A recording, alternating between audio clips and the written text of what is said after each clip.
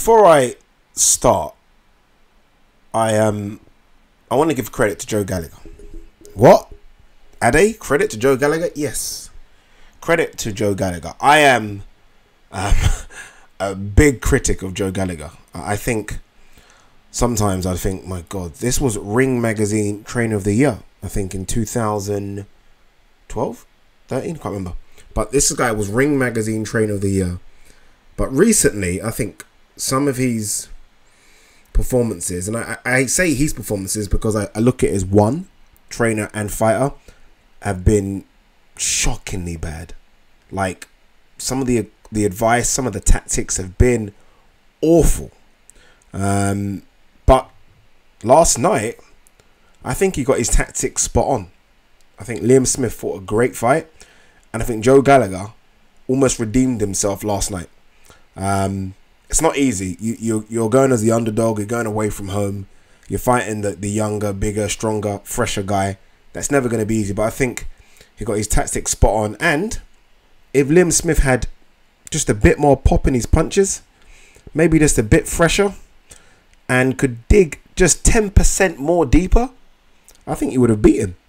I know the scorecards won't reflect that, but I think Liam Smith could have beat this kid. Golden Boy, I think that's who Munguia is promoted by. Golden Boy HBO need to hold the brakes on Munguia. Now Munguia can, call out who he wants in terms of Charlo, Lara, Hurd, all the top dogs at 154. But going on yesterday's performance, he's not ready for those guys at all. I mean, not at all. He's far away from that. Liam Smith kind of showed that and exposed him a little bit. And people might say, well, yeah, he won though. I get that.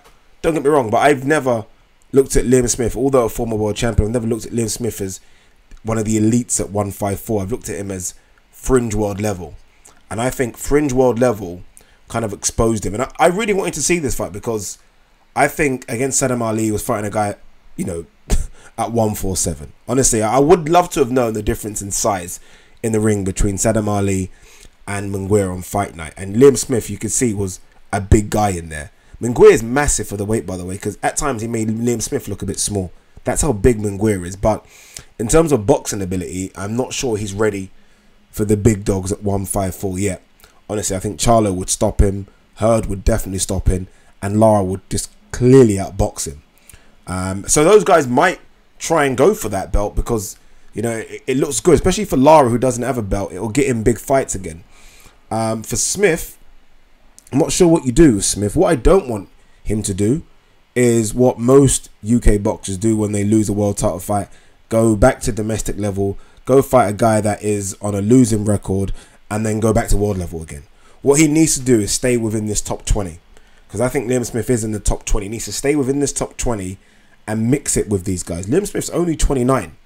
I say only. 29 isn't young for a boxer, so he needs to kind of, I don't know, fight someone that makes sense, not just fight for the sake of fighting. I don't know if Frank can deliver that, but hopefully he can. I was interested in hearing the thoughts of Kell Brook yesterday. So I went on Kell Brook's Twitter page, Instagram. He didn't say anything about the fight, but I do wonder if Eddie Hearn looks at Munguia and thinks, could Kell beat Munguia? It's a tough ask. It really is. Again, just because Munguia is very much fresher, and although Kell was big at 147, he's small at 154. And I think you need to either be an extremely good boxer or very big at the weight. And Kell isn't in either of those camps. Don't get me wrong, Kell's a good boxer, but I'm talking very good boxer, like Lara, for example. And very big at the weight, like Charlo and Hurd. Kell doesn't fall under any of those categories. But look, good performance by Munguia. I don't want to talk all bad about him. But hold the brakes on this kid. He's only 21. He's got a world title, so it's going to be difficult. So, he's going to have to fight sort of mandatories and tough voluntaries, but they definitely have to be careful that they don't mix him with Charlo, Hurd or Lara, because he would lose that belt straight away. He would. But well done to Liam Smith, well done to Joe Gallagher. Again, tactics I thought were great. Again, it's just a case of not enough pop, maybe a bit too many miles on the clock, especially when I think of those two Liam Williams fights. They were tough, but fight someone in the top 20, please, and then stay in and around that 154 mix at the top. Because when you look at it, Hurd isn't going to stay at 154 for too long. He's far too big. Charlo as well, I think, will go to 160 soon.